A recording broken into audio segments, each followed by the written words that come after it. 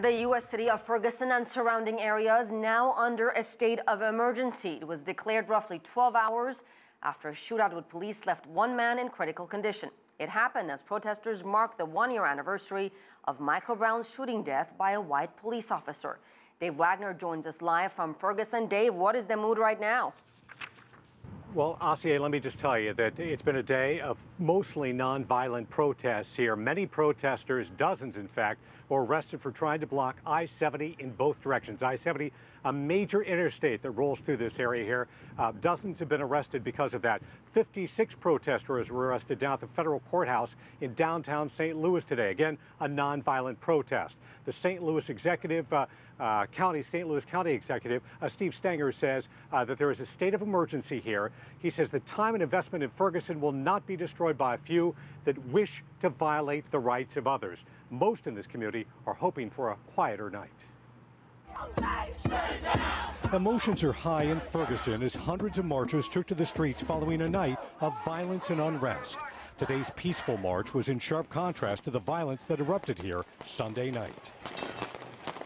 As many as 50 rounds fired a year to the day after Michael Brown was shot and killed by a police officer in Ferguson. When the gunfire ended, one man was shot and critically injured by plainclothes officers, who authorities say returned fire after the suspect fired on them. He engaged the officers at the time. There were 4 officers who were in that van. All 4 fired at the suspect, and the suspect fell there. Police say the officer-involved shooting happened after a barrage of gunfire erupted in the streets, sending people and media scrambling for cover. We can't sustain this as a community as we move forward.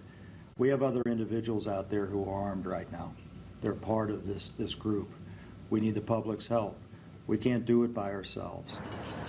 Store owners along one of Ferguson's busiest streets are once again cleaning up damage caused by looters. Responding officers said they were hit with bricks and bottles. I feel sad about this whole situation.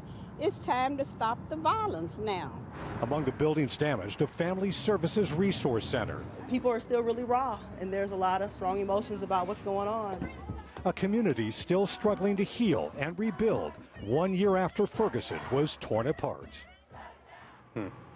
And at last check, that 18-year-old suspect was still in the hospital in critical condition. He is facing a slew of charges, including assault on police officers.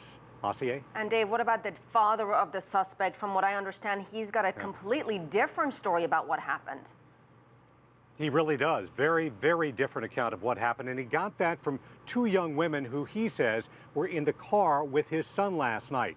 And what they say is that the suspect was not armed, and that in fact that they were running for their lives after attending a memorial for Michael Brown. So a very different account, but of course police have a very different story.